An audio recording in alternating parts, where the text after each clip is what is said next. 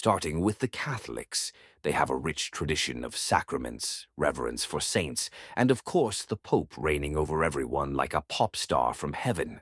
There's nothing like a leader feeling comfortable on their throne and profiting from salvation while turning a blind eye to the struggling priests with moral issues.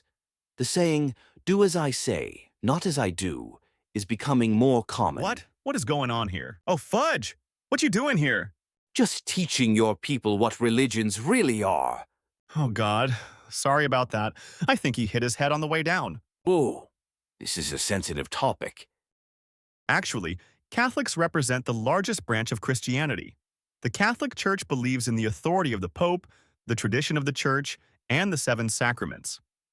For Catholics, salvation comes through faith in Jesus Christ, but also through good works and divine grace.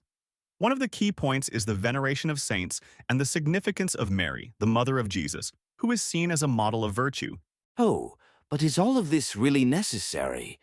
These saints, you do know they're just people, right? The focus should be on your Jesus, not on human figures. But that's exactly where the beauty of Catholic tradition lies, buddy. They seek a way to approach God through living examples, like the saints, who inspire the pursuit of holiness. Now, let's talk about the Protestants. Protestantism emerged in the 16th century with figures like Martin Luther, who criticized practices of the Catholic Church, like the sale of indulgences. Protestants believe that salvation comes through faith, not works. They follow the Bible as the sole source of religious authority, which means that every Christian can interpret the scriptures for themselves. A true salad of beliefs. Each group takes what they want and ignores the rest. It's like a Christmas dinner with family. What clashes of values? Actually, this emphasis on the Bible has allowed Christianity to be more understandable, with translations and teachings that help spread the Word of God around the world. Everyone has the chance to seek the truth in the Scriptures. Next, we have the Mormons, or more formally, the Church of Jesus Christ of Latter-day Saints. They believe that the Bible is the Word of God, but they also accept another sacred book, the Book of Mormon. For them, Revelation did not end with the apostles, and the church's founding prophet Joseph Smith plays a central role in disseminating these new scriptures. A new sacred book, seriously. It's not like we don't have enough already.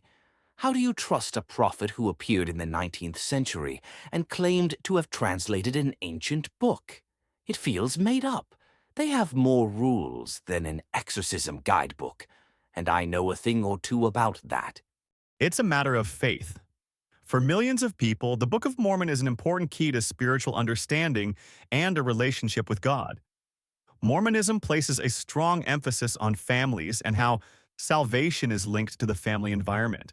They teach that families can be sealed for eternity through ceremonies performed in special temples. This means that family ties do not end with death but can continue in the afterlife. Let's move on to Orthodox Christianity, a branch rich in history and tradition.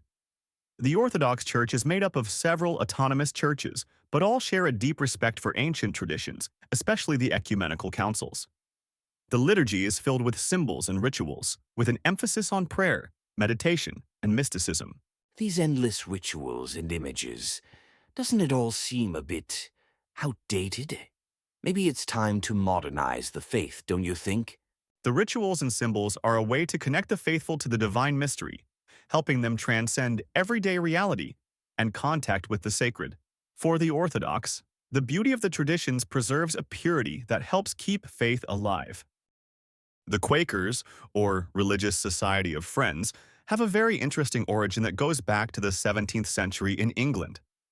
They were founded by George Fox, who believed that true spiritual experience should not depend on external authority, like priests or established churches. Fox had a series of visions and revealed that everyone can have a direct encounter with God, without the need for intermediaries.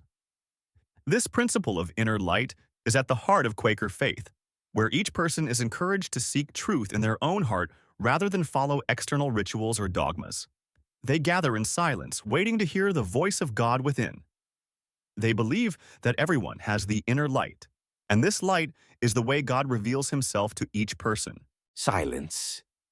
You really think God speaks through silence? What kind of religion is this? What happened to the power of a grand ceremony? Silence is a space where we can hear God's voice in our heart, without the distractions of the outside world. Quakers believe that true communication with God is internal, personal, and direct. Oh, but let's be honest, nobody really needs all this faith and spirituality. Who needs religion when we can just enjoy life without rules? It's much more fun that way. Oh God, I give up on you. I knew this wouldn't work out.